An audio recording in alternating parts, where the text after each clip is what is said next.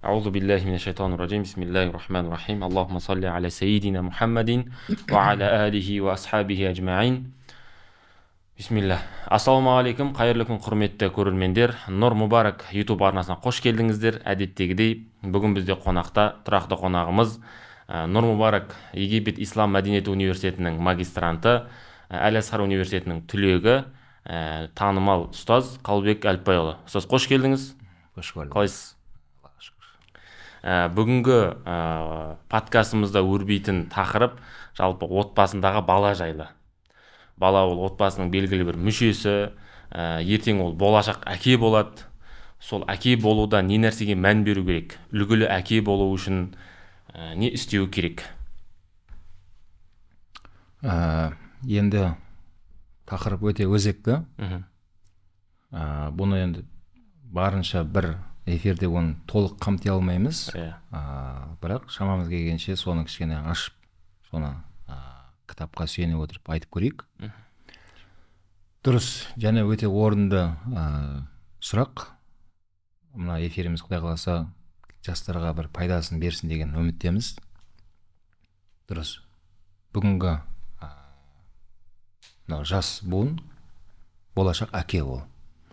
Онда бұл анықтамаңызды ашатын болсақ, демек қазір әрбір жүрген боз бала ол болашақ әке ол. Қазір әрбір бой жеткен қаракөз қарындастарымыз болашақ ол ана. Бұл өмірдегі адамдық миссияның ішіндегі сол миссия бар. Өйткені ол болашақ әке болатын күніне қазірден бастап осылай соны зерттеп, соны өзін дамытып, осылай бармаса, бұл бірден әке болып қала салу нәрсені кейде жастар сезіне алмай қалып жатыр. Біз алдыңғы эфирде айтқан болатынбыз. Қазір күнде енді бәріне топырақ шашпаймыз, бірақ кей адамдардың дайындықтары сол тойдың аржақ бер жағымен ғана шектеліп жатыр. Тойды белгілейді, сонымен қай жерде өткізетін, кімді шақыратын, дастарханға не қойылады, неше жылқы соятын ойлап жатыр, сонымен ғана шектеліп жатыр дайындық. Ал бірақ сол үйленіп жатқан ана баласы, ол әке болатын үлкен өмірге қадам басып жатқанын біреу аңғарса, біреу оны қатты сезінбей жатыр. Оның жанында тұрған анау келін ана болу әлеміне қадаммен кіріп жатқанын біреу білсе, біреу білмей жатыр. Сонда мынау сіздің қойып тұрған сұрағыңыз негізінде осы тақырып негізінде. Бұл өте жаңа айтып жатқаным ауқымды, бірақ бұны осындай талқылау арқылы оны түйіні шешіледі бұл мәселе. Енді бұны бірнеше сатысын айтып көрейік. Бірінші сатысы, демек, жігіт қазірден бастап ол білсін, болашақ әке ол. Әрдайым осы нәрсені боз балалар оны сезіну керек. Қазақ айтады, болатын бала 13-інде баспын дейді. Болмайтын бала 30-ында жаспын дейді. Соны ата-бабаларымыз 13 жаста баланы негізінде отауын құрып, бір басына екеу қылып, кәдімгідей міне өз арбаңды өзің сүйре деп, былай бөлек шығарып жіберетін болғанда. Бірақ қазір күнде 13 жастағы баланы олай істең деп атқан кеңес бере алмаймыз. Өйткені ол кездегі сол 13 жастағы баланы жаңа сіз қойып атқан сұрақ бойынша дайындап қойған еді олар. Яғни 13-ке дейін ол отау иесі екендігін сезіндіріп қойған, жеткен ол бала. Сол кезде оны жаңағыдай текті жерден білетін адамдардан қызын құда түсіп, сырғасын салып алғып үйлендірген кезде ол 13 жастағы бала кәдімгідей отбасының кете беретін болған да. Бірақ енді қазір күнде де ол барлық нәрсе өзгерді. Жас ерекшелігі, жастардың үйлену, жастарының барған сайын созылуы, барған сайын ол қосылмасы азайып жатқан жоқ. Мысалы, біздің әкелеріміздің уақыттарында оларда ерте үйлену басқаңызға мода болса, қазір күнде кейде байқаймын, кеш үйлену мода болып жатыр жастарда. Сол үшін айтатын болсақ, жастарға бірінші мәселе болашақ әке болады құдай қаласа ол, бірақ қандай әке болатынын таңдау ерік өзінде қазірден бастап. Қазірден бастап өз қандай мәселеде өзін дамытады, болашақта солай көре алады. Кітапта мынандай бір мәселені оқып өткенде өзім кәдімгідей ғажаптандым. Біздер мынау діни жағынан көбірек кітап оқулықтарымыз солай, бірақ мынау дүнияви жақтарда қазір кітаптарды қарап, соны екеуін былай бір-біріне салыстырып, солай қазір сол форматты өзім дамытып жатырмын. Сол кітаптан оқығаным, өзім және риза таңғалғаным, астрономия, мына аспан әлемінің ғалымдары бар ғой, сол кісілер айтады. Қазір сіздердің көріп тұрған мынау аспандағы жұлдыз дейді. Бұның ішіндегі біразы көпшілігі болуы мүмкін, біразы қазір жоқ дейді. Нақты бүгінгі күнде ол жоқ жұлдыз дейді. Бұл қалай десеңдер, бұл осыдан бірнеше 100 жыл, 100.000 жыл алдын болған бір жұлдыздың көрінісі мынау дейді. Өткен сол жерде нақты айтады, секундына бірдеңе скоростьті айтқанда жылдамдықпен біздің қазір осы жер әлеміндегі шармен жұлдыздың арасында ара қашықтықты айтқан. Ол сондай ара қашықтықпен оның сәулесі жетіп келді дейді да осылайдан. Біз соның несін ғана көріп тұрсын дейді. Бұл мынау бізге көрініп тұрған мынау сол көрініс қашан жоғалады десе, мүмкін тағы бір 100 жыл тұру мүмкін осылай дейді. Кейін жоғалады дейді. Бұдан түсінгенім, айтқым келгені, сонда бүгінгі жаңағы жас буын жаңағы болашақта әке ретінде өзін мықты көргісі келсе, бүгін көре алмайды ол. Бүгін көре алмайды. Яғни бүгін бір нәрсені істеп жатыр, дамытып жатыр, спортқа, өнерге, білім, ғылымға өзін дамытатқан болуы мүмкін, бизнесте, басқада, бірақ қатты нәтиже көре алмайтқан болуы мүмкін. Жаңа ғалымдардың анықтамасына сүйенетін болсақ, олар не деп жатыр? Болашақта көресің, сен оны тоқтатпа деп жатыр. Ал сенің бүгінгі көрінісің, нақты бүгінгі күндегі көрінісің, сен өткен шақтағы жасаған еңбегің, сенің әрекетің әлсіз болды ол заманда мүмкін. Жалқаулығың көп болды. Бәрін ертеңге қалдыра беретін бір жаман әдеттерің бар еді. Мүмкін баяғыда да енді, бірнеше жыл алдын ба. Бірақ қазір ондай емессің. Соның нәтижесін бүгін көріп жатсың бірақ. Жаңа жұлдыз сияқты ғой. Сен өзің денең қазір осы заманға жетіп келді, бірақ алдыңғы жасаған қаншалықты әрекетің бүгін нақты нәтижені көріп тұрсың.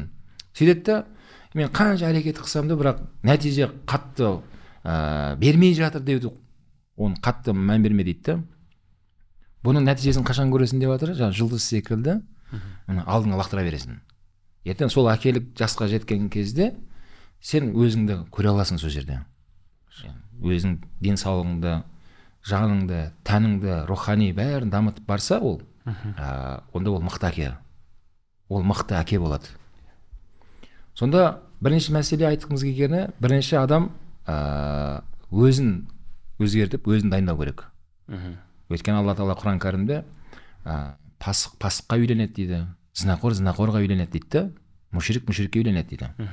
Сонда болашақ қандай әке болу өзіңе байланысты деп тұр. Сен өзің қандай болсаң, дәл өзің сияқтыны Алла жаныңа қосып, жарыңды қосып береді деп жатыр Алла.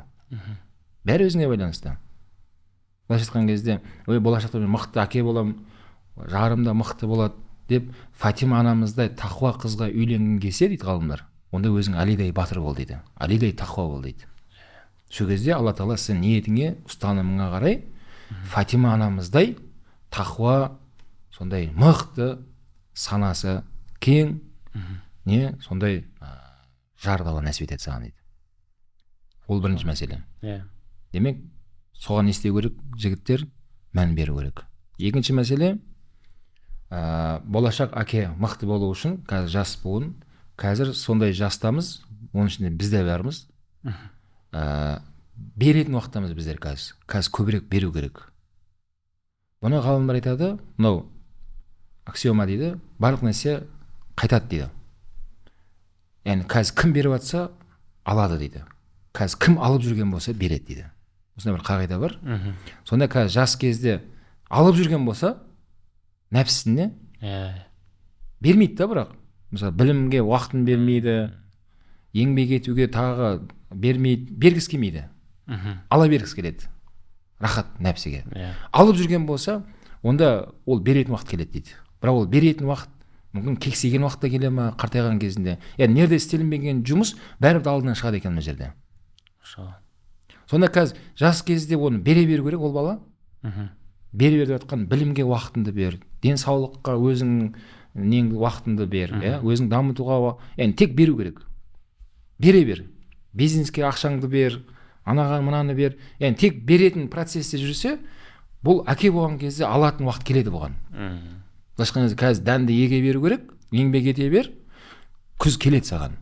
Сен әке болған кезде, Құдай қаласа, бала шағалы болған кезде сен алатын уақыт келеді. Егер қазір кім алып жүрген болса, мына жаққа келген кезде не істейді ол береді дейді. Сонда ол беретін уақыт, егер мынау орта буыннан асып, немесе кексеген уақытта келіп қалса өте ауыр болады дейді. Өйткені жас кездегіде адамда энергия болмайды мына жерде. Мына жерде уақыт болмайды сенде. Сен жерде бала шағаңмен қосып жүріп, параллеліне қатар істеп ауыр болады саған. А сен қазір бойдақ кезде, жас кезіңде сен алуды ойлама, сен беруді ойла. Өзіңді қаншалық дамытып, не бере алам, қоғамға не бере алам, ағай туысқа не бере алам, тағы не бере алам деп өзіңді қаза бер дейді. Өзіңді дамыта бер. Сол кезде жаңа әкелік буынға жеген кезде не істейді ол алатын уақыт келеді оған. Жемісін көреді. Тур жаңа жұлдыз сияқты оның несі келеді алдынан. Сол кезде жаңа баяғыда мынаны жақсы істегенім жақсы болған екен ғой дейді. Сонда ғалымдар бұдан тұжырымдап не айтады? Демек, болашақта сен қандай салада өзің көрінгің келсе, бүгін көбірек не нәрсеге мән беріп жатқаныңа жақсылап қара дейді. Бүгінгі сенің өмірің өткен шақтағы әрекетің дейді. Бүгін кімнің қандай жетістігі бар, қандай абыройың бар, қандай деңгейдесің сен, үлкен деңгей ме, орташа ма, төменде ме, қай жақтасың сен? Любой салада. Бұның бәрі бүгінгі әрекетің емес, өткен өмірдегі әрекетіңнің жемісі мынау дейді. Осындай болды енді. Бірақ болашақта тағы да қандай салада мықты болып өзіңді көргің келеді, онда бүгін көбірек не нәрсеге мән беріп жатқаныңды соған қатты мән бер дейді. Алдынан шығатын бір дейді. Сонда жас буынға айтарым, міне осы нәрсеге қатты көңіл бөлу керек. Керемет. Келесі әке буынына өту үшін бірінші өзің немен айналысып жүргеніне мән беру керек, біріншіден. Екіншіден, не ексең, әке болған кезде соны байынша орып аласың. Өйткені ол қазақ айтады ғой, мысалға, уже бала шағалы болады ол әке болған кезде. Әке деген сөз, бұл бала шағаға уже кәдімгідей тұлға ғибратты адам ғой ол. Сол кезде қазақ не дейді оны? Әке көрген ұл бала оқ жонар дейді. Ана көрген қыз бала том пішер дейді.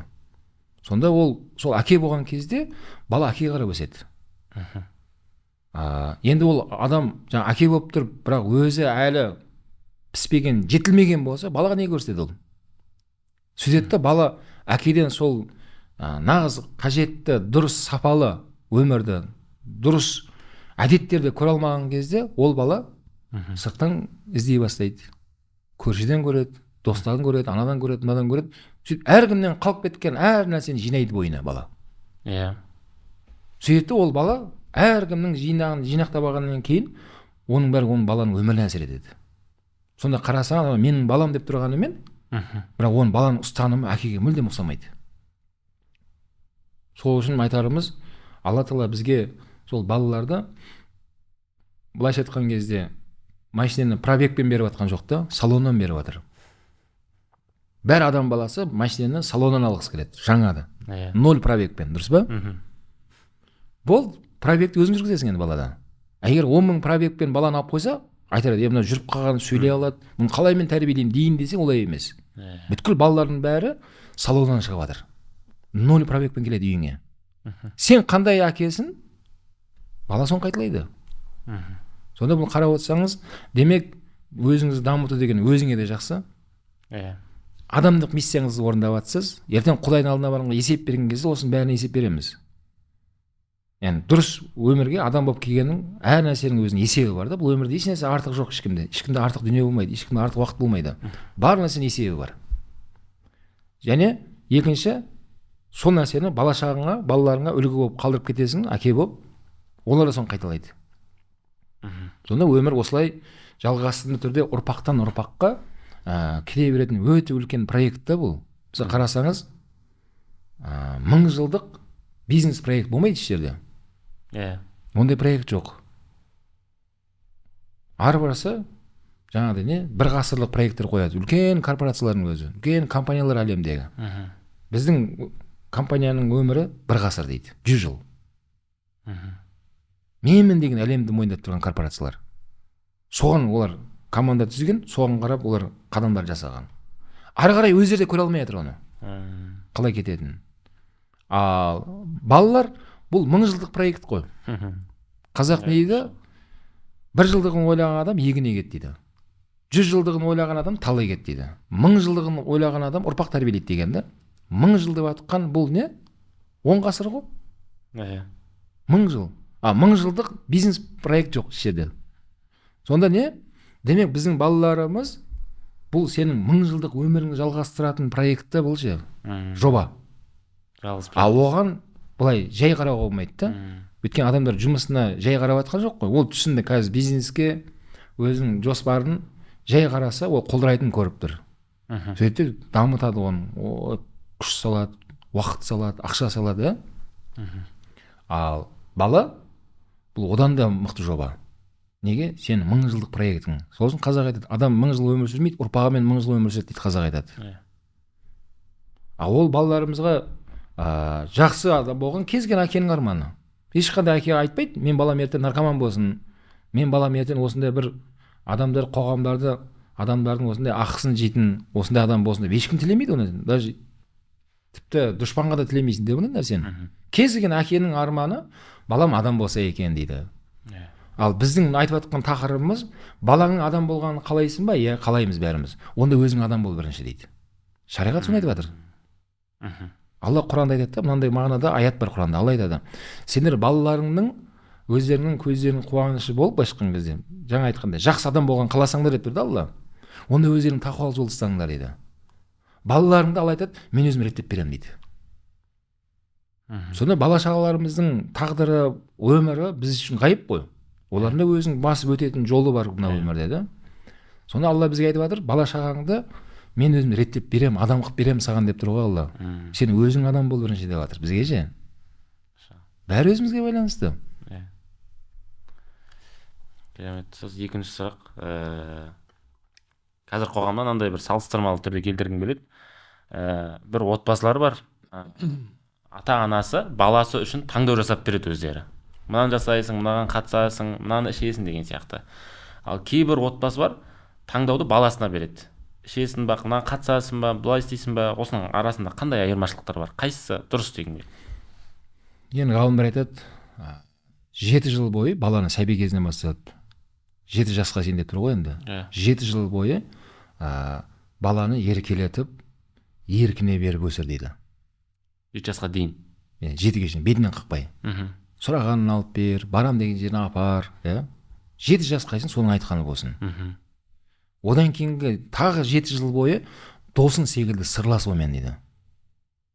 14-ге шейін барады бала. 14 жасқа шейін баламен не істеу керек? Сырласу керек. Доспен сырласасың ғой. Кофе ішіп отырасың, паркке барып жүріп әңгімелесесің онымен. Баланы солай ал дейді.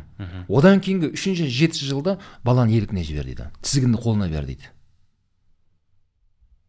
21-ге дейін ба?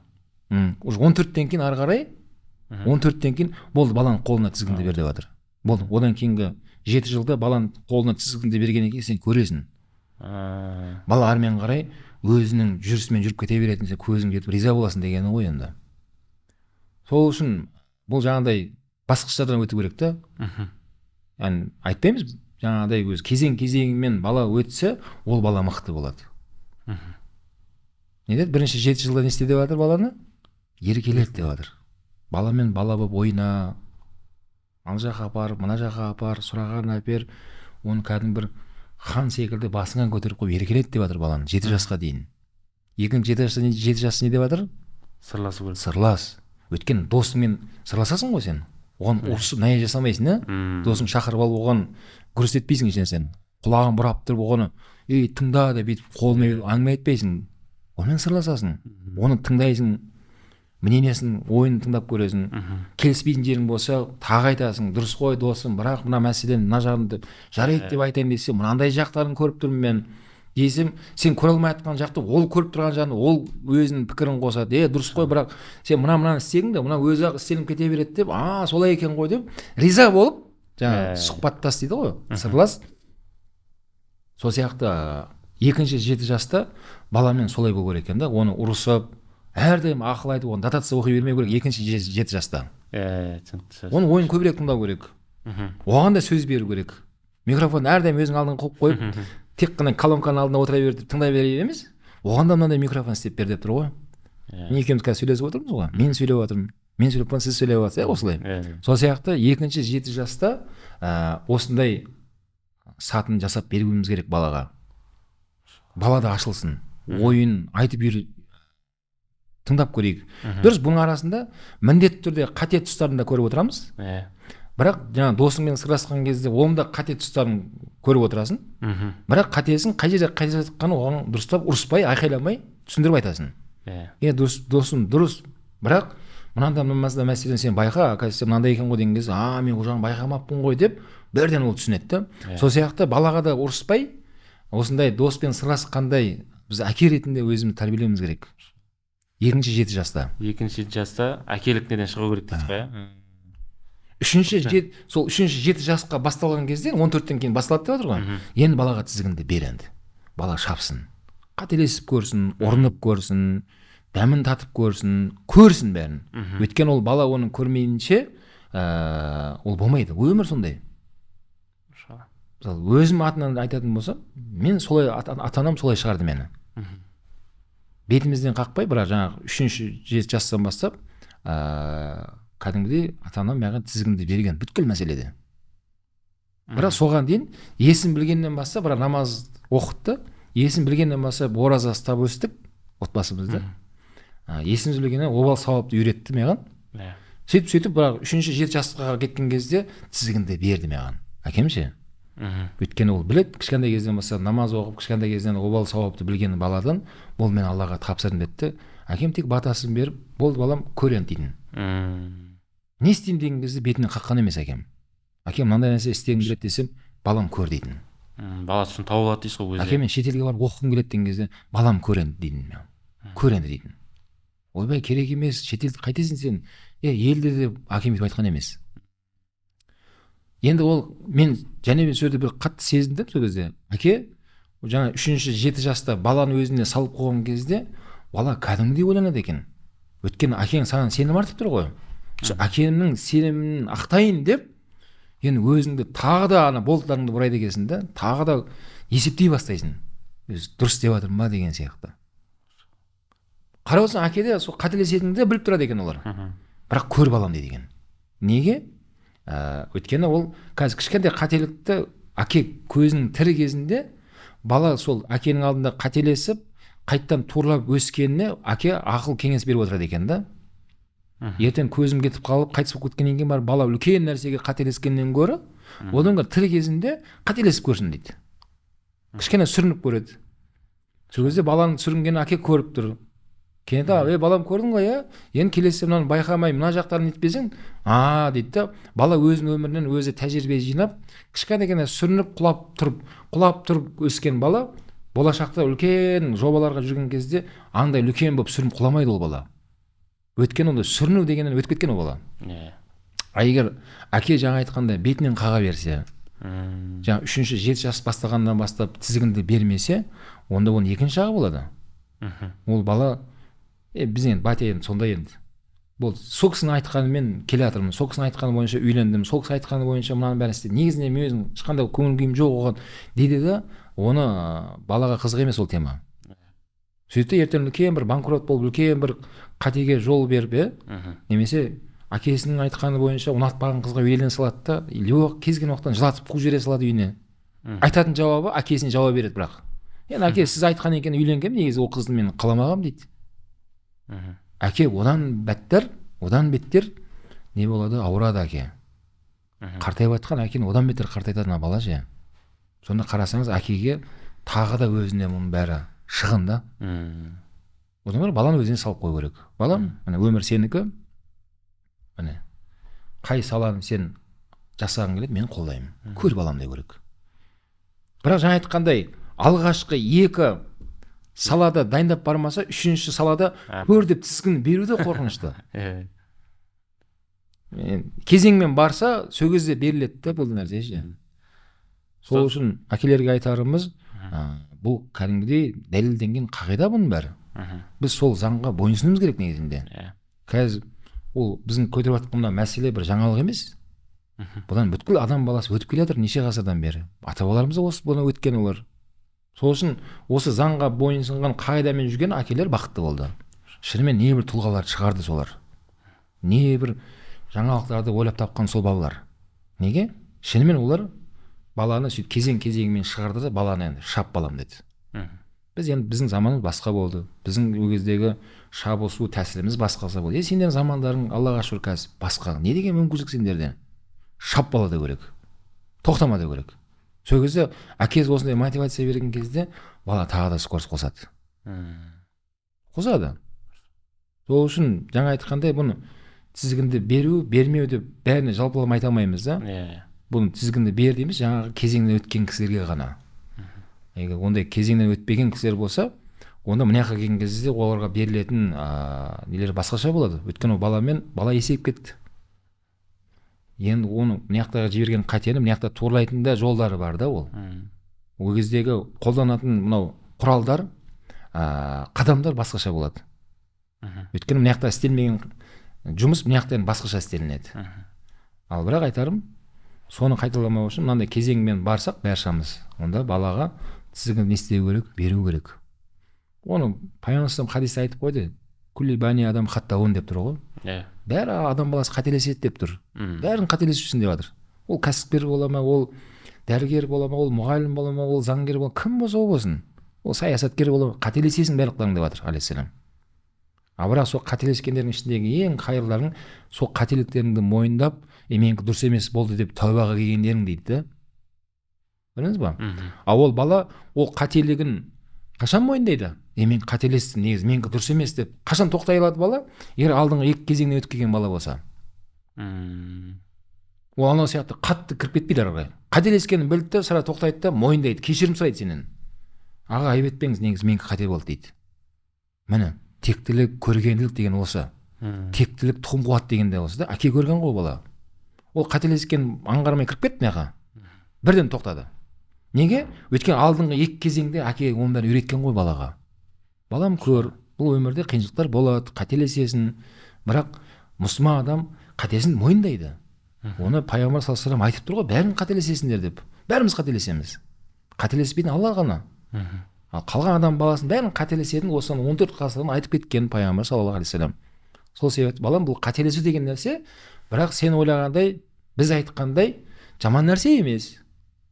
Сол қателесу арқылы, кішкентай сүріндіру арқылы Алла тағала бізді үлкен таудың шыңынан шығарып жатыр негізінде. Сен қазір тауға төменде кішкене сүрініп құлап, тұрып үйреніп бармасаң, тауға сүрінбей құламай барсаң, жаман құлайсың ол жақтан.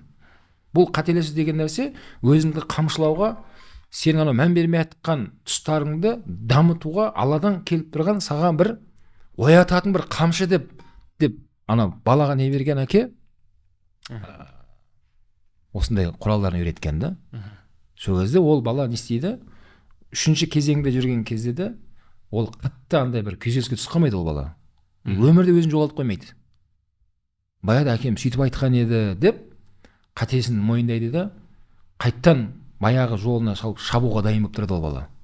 Егер мындай кезеңмен бала бармай, мына үшінші кезеңде қателесетін болса, Құдай бетін аулақ етсін, балалардың арасында кейде мынау өзіне қол жұмсау мәселесі көбейіп кетті да, өкінішке орай. Неге? Өйткені бала кезең-кезеңмен жұмыс жасамады, баланың сұрағанын бере берді, айтқанын істей берді, оның ақ дегені алғыс бола берді, қара дегені қарғыс сияқты болды баланың. Сөйтті де әке мүмкін өмірде бар, мүмкін өмірде жоқ. Бала сөйтіп жүріп, мынандай үлкен өмір қадамына кірген кезде айтқан болмай қалды.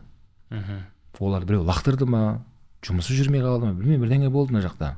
Болуы табиғи бұл негізінде. Бәрімізде ондай болады. Ол нормальный нәрсе былайша айтқанда. Ол жаман нәрсе емес. Даже сол болмай жатқан нәрседен де адам көп жерден бір байлық алуға болады да, бірақ оны бала білмей тұр ғой оны. Сөйтіп сол жерде күйзеліске түседі да, оның бар ойы шайтанға да керегі сол, өзің қол жұмса да кетіп қалып қайтесің дейді. Бітті, сен үлкен қарызға кіріп кеттің, мынан құтылу мүмкін емес. одан кейін тыныш кетіп қалар жаққа. Болды, сөйтіп мынаның бәрі ана кісіден өндіре алмаймыз ғой дейді, теманы жабады дейді. Сонда баланың бар ойы өзіне қол жұмсап өтіп кетемін деп ойлап тұрады, Алла сақтасын. Алла Құранда айтады, кім өзіне қол жұмсайтын болса, ол адам тозаққа барады деген. Көрдіңіз ба? Құдай бетін ала жатсын да. Сол үшін әке ол балаға жауапкерміз да, бәріміз.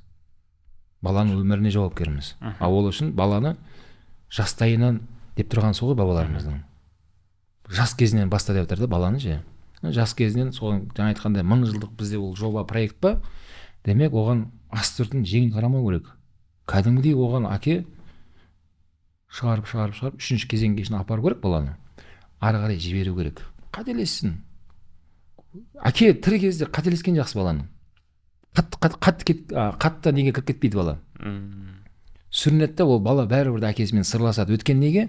Екінші кезеңде әкемен сырласып үйренген бала ғой бұл. Ол әкеге ашық сөйлей салады.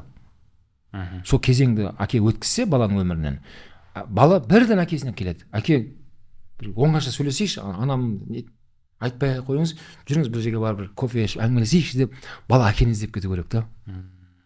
Неге? Өйткені екінші кезеңде әке сырласып үйреніп қалған ғой баламен. Бала да біліп тұр, әкеме бұл теманы жақсы біледі, әкеме бір ауыз айтпасам, что-то неден шығатын есік таппай жатырмын деп бала әкені іздеп кету керек та.